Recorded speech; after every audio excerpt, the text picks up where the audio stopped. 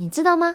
全世界最大的影音平台 YouTube 其实是从一支在动物园讲废话的影片开始的，而这家公司最早居然是个交友网站。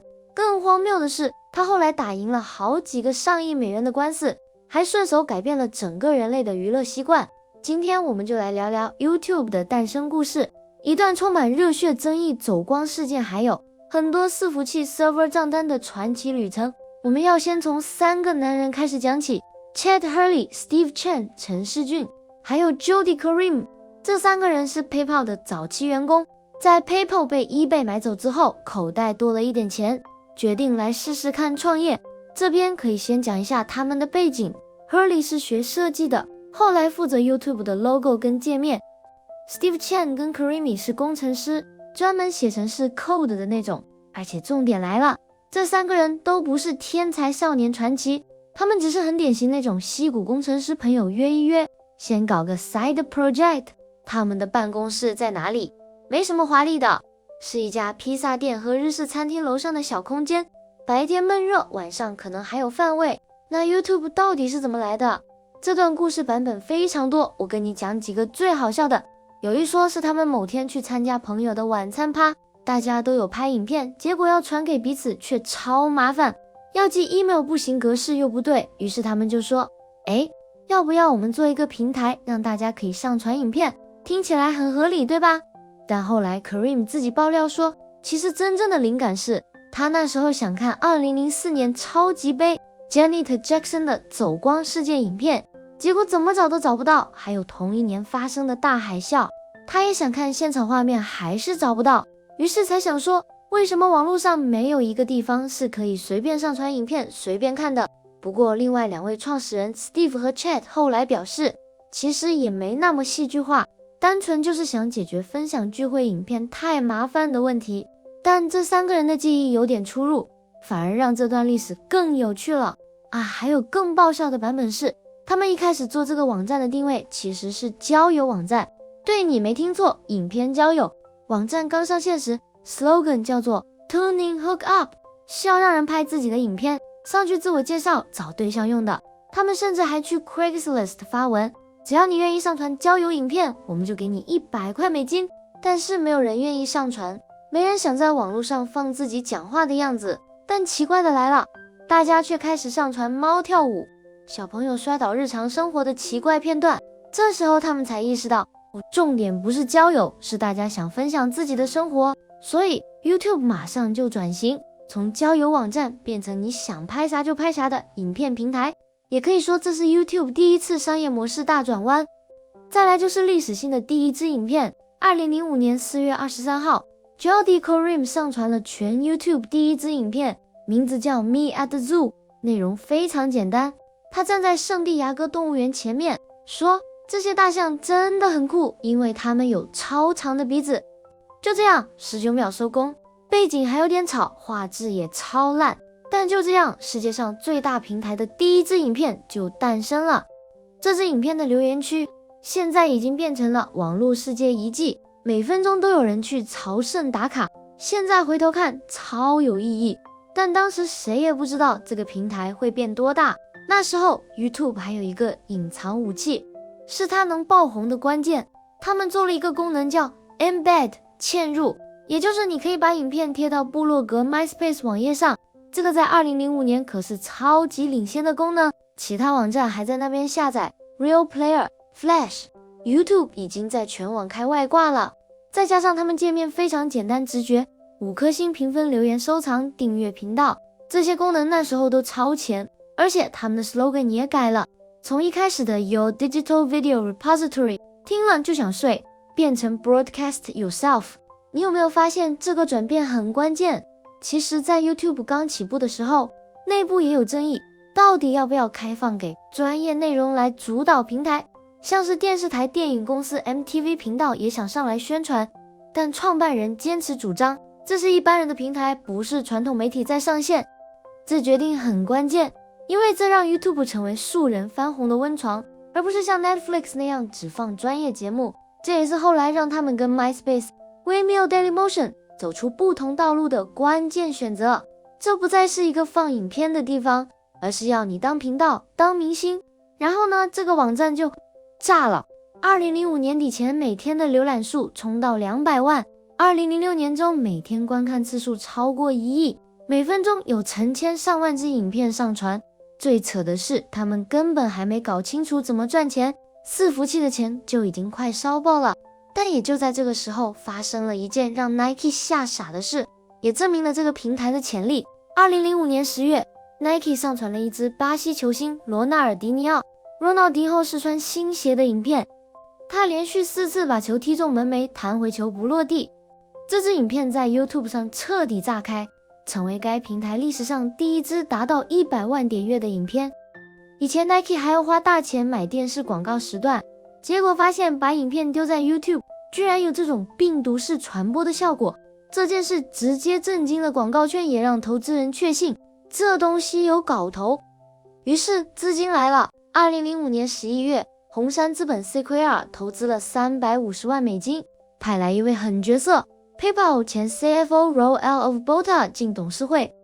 然后2006年再加码800万，整整1000多万美金丢进去撑流量。所以 YouTube 的成功不是天才加好运，而是点子加使用者加资本3合1，外加团队反应很快。交友网站失败，改，影片嵌入好用，推，浏览量飙高，立刻找投资租伺服器。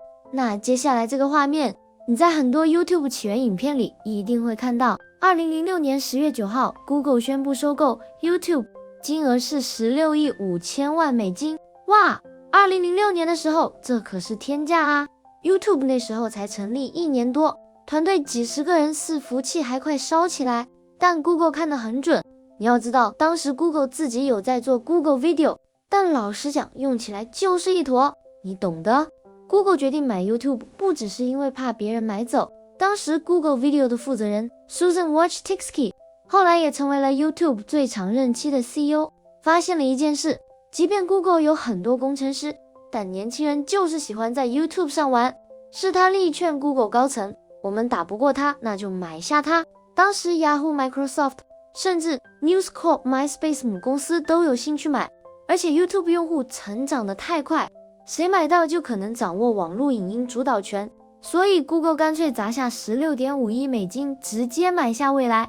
结果 YouTube 虽然还在烧钱，却用户爱得要命， Google 直接说好，这个烧钱王我来养。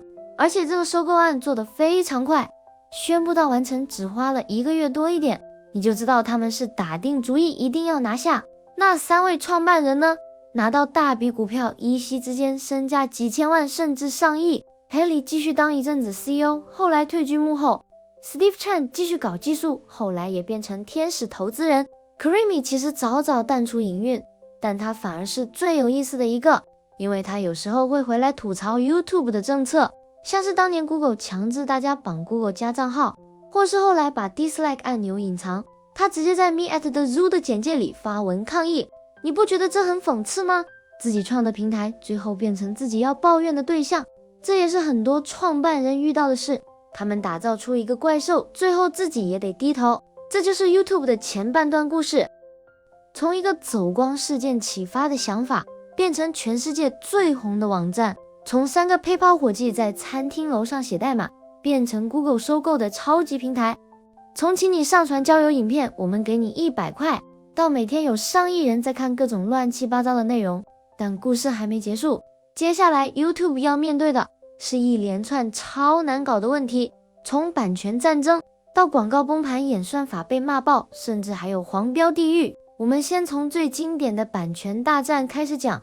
2007年 Viacom 就是 MTV Comedy Central、Nickelodeon 这些频道的母公司，直接告 YouTube 说平台上有15万支侵权影片，总共15亿次观看，开口就要10亿美元的赔偿。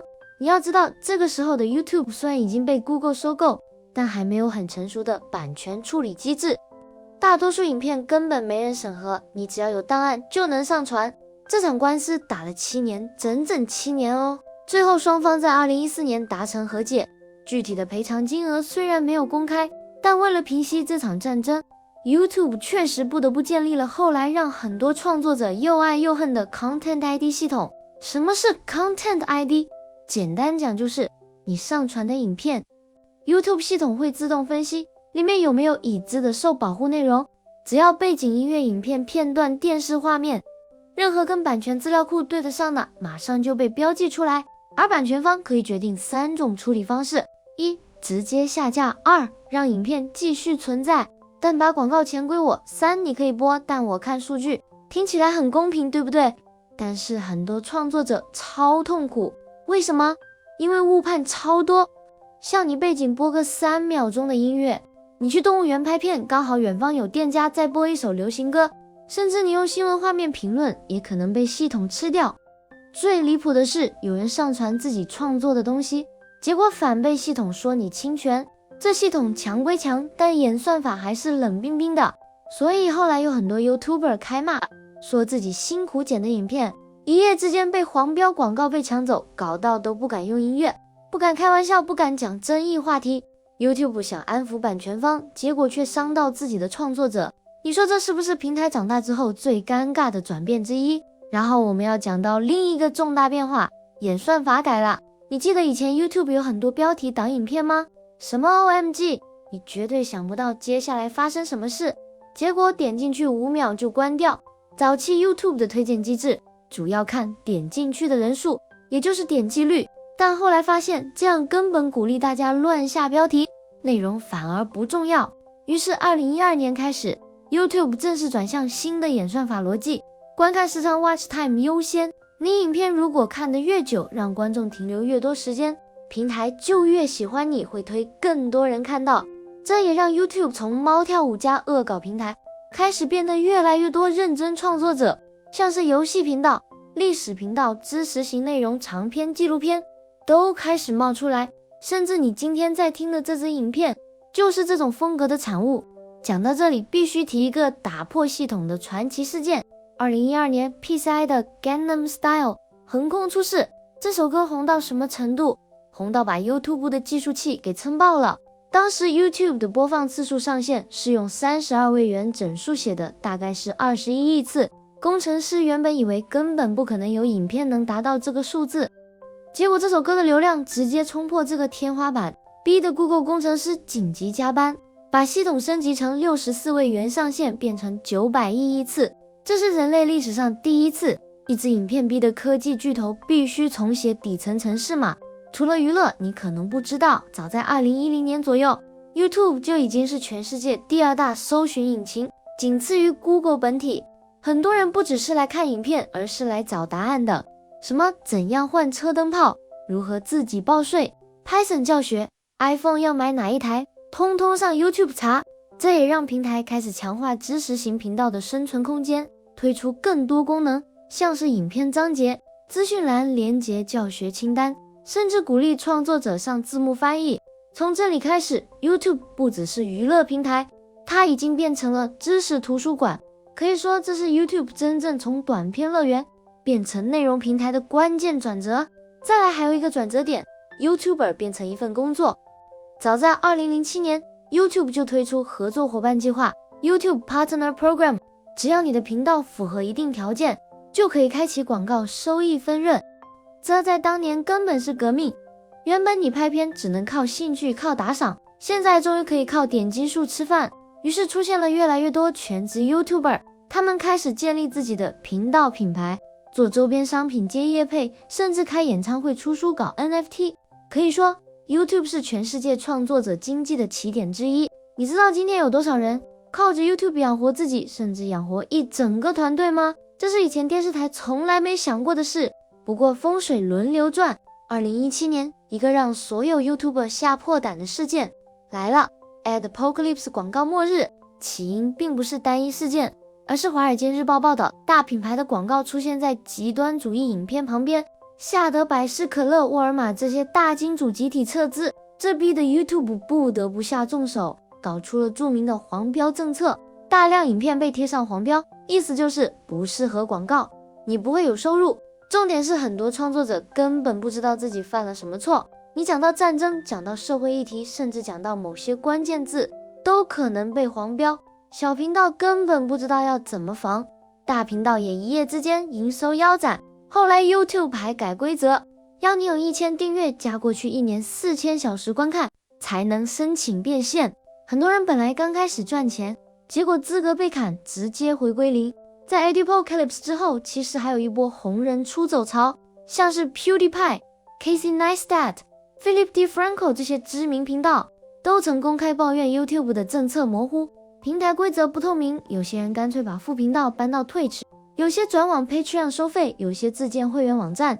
这也凸显一个现实， YouTube 虽然大，但并不完美，创作者再红也要接受平台规矩。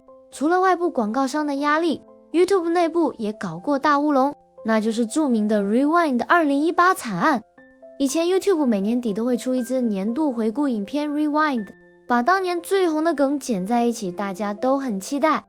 但2018年为了讨好广告商， YouTube 故意忽略了当年最红但不符合品牌形象的 PewDiePie 和拳击赛，反而塞满了一堆尴尬的正能量和威尔史密斯 Will Smith， 结果用户气炸了，大家疯狂按到赞 dislike， 这支官方影片最后获得了2000万个到赞，变成了 YouTube 历史上被讨厌最多次的影片。你看多讽刺，官方自己拍的片被自己的用户喷成史上最烂。很多人怀疑这也是为什么后来 YouTube 干脆把到赞数隐藏起来的原因之一，虽然官方死不承认就是了。很多人开始意识到自己频道的命运是握在别人手上的，后来 YouTube 也被逼得不断推出更多变现选项，像是频道会员 Super Chat、 直播打赏频道商品页，让创作者不要只靠广告吃饭，分散一点风险。大家开始说，我不是 YouTube 的创作者，我只是他的临时工。然后平台又要顾品牌安全，又要拉儿童用户，于是他们推出了 YouTube Kids， 主打安全无害给小朋友看的内容。听起来很棒，对不对？但问题又来了，你知道那段时间有多少怪影片出现在 YouTube Kids 吗？比如主角是蜘蛛人 Elsa、 米老鼠，但内容却充满暴力、吓人情节，甚至暗示性内容。这些影片有些是用 AI 乱剪的，有些是内容农场骗小孩看广告的，甚至还有吓哭孩子的伪卡通。这个风波后来被称为 Elsagate。 你看得出来 YouTube 真的很矛盾，它要流量，要广告主安心，要监管单位满意，要观众觉得平台安全，但这些目标彼此常常冲突。而且不仅仅是内容乱七八糟，还有更严重的法律问题。2019年美国联邦贸易委员会 FTC 重罚 YouTube 7000万美金，理由是YouTube 非法搜集儿童的个人数据来投放广告。这笔罚款直接改变了我们现在的上传界面。你现在上传影片时，系统不是一定会强迫你勾选这部影片是否是为儿童打造 Made for Kids， 就是这时候开始的。如果你选是，你的影片就不能有个人化广告，不能留言，也不能用迷你播放器。这一刀下去，让很多原本靠做儿童玩具开箱、儿童动画的频道收入瞬间蒸发一大半。这就是平台长大后的痛苦，你已经不是当年那个可以放飞自我的 YouTube 了。接着我们来到最近几年最重要的战场，短影音大战。 TikTok 一出来，年轻人疯狂，影片都是15秒、30秒、1分钟，节奏快，配乐酷，剪辑炫看了就停不下来。 YouTube 当然不能输，2020年推出了 Shorts， 也就是 YouTube 自己的短影音功能。他们在印度先上架，因为那时候印度刚好封杀 TikTok， 结果 Shorts 瞬间大爆发，后来全球推开。 Shorts 虽然发展很快，但初期却没有广告分润，让很多创作者觉得我拍那么多 Shorts 是在帮平台冲流量，不是养自己。直到2023年 YouTube 终于推出 Shorts 专属的分润机制，但计算逻辑超复杂，要看播放次数、音乐版权占比、国家地区，还要扣掉平台分成。结果很多人发现自己影片破100万浏览，结果拿到的分润连一杯咖啡都不够，这也引发一波争议。 YouTube 想抢 TikTok 市场，功能是超得快没错，但要让创作者留下来，不能只有舞台，还要有饭吃。创作者越来越现实，哪边能养活我，我就去哪边。你可以看到现在 YouTube 首页已经变成上面长影片，下面 Shorts， 演算法也大量推荐 Shorts， 而且你看的越多，它越知道你喜欢什么，推得越准。再来 YouTube 开始对抗广告拦截器，像2023开始，如果你用 Adblock 会看到警告无法播放，甚至整页封锁。很多人骂，连我看我自己影片都不能跳广告。但 YouTube 的说法是，我们是免费平台，但我们要吃饭啊，这道理你说是不是也对？但就是有点火大。2015年 YouTube 还尝试过一个新的商业模式，推出订阅制服务，一开始叫 YouTube Red， 后来改名成 YouTube Premium。他们砸大钱拍原创剧电影，请 YouTuber 拍影集，甚至搞真人秀，想要变身成新一代的 Netflix。听起来很猛，对吧？但结果冷冷清清，观众习惯在 YouTube 上看免费内容，对平台出品的影片根本没兴趣，而且品质也没有像 Netflix、Disney 加那么强，很多剧集点进去3分钟就退场。后来 YouTube 也看清楚方向，不再主打原创影集，而是回归重点， Premium 就是让你无广告，后台播放可下载，还有 YouTube Music。 从这里我们可以学到一课， YouTube 的强项从来不是拍内容，而是全世界帮他拍内容。最后一个最新进展比较硬核一点， YouTube 在测试 AI 年龄推估功能，就是你不用登录账号，它也会透过 AI 判断你是不是未成年，用来决定能不能看某些内容，打什么广告。这功能本来是为了保护儿童符合法规，但也有人担心，你是不是在偷偷收集我脸的资讯？又是一场使用者隐私 vs 平台责任的大战。这也说明了现在的 YouTube 已经不是单纯科技公司，它更像一个全球媒体平台，上面有娱乐，有政治，有商机，也有争议。好啦，故事讲到这边，来个收尾。 YouTube 诞生的初衷很简单，让人们轻松分享影片，但今天它早就不只是一个上传平台，它是一座舞台，让素人可以翻红，让创作者变企业家，让教学资源走进偏乡，也让全世界看到彼此的生活。它创造了新的经济模式，新的文化趋势，甚至新的语言，像是 thumbnail、clickbait、vlog 这种字。但它也承受着巨大的压力，广告、审查、误判、演算法、失控、假讯息、平台依赖。 YouTube 的好不是因为它完美，而是因为它给了每一个人一个可能的机会，而这机会就是数位时代最重要的门票。如果你今天听完觉得这段历史很精彩，不要忘了 Me at the Zoo 只有19秒，但19秒之后世界就再也不一样了。如果你喜欢今天这支影片，别忘了订阅我们频道，我们会继续带你看懂那些你以为只是品牌的故事，其实都是整个世界如何运作的一部分。我们下次见。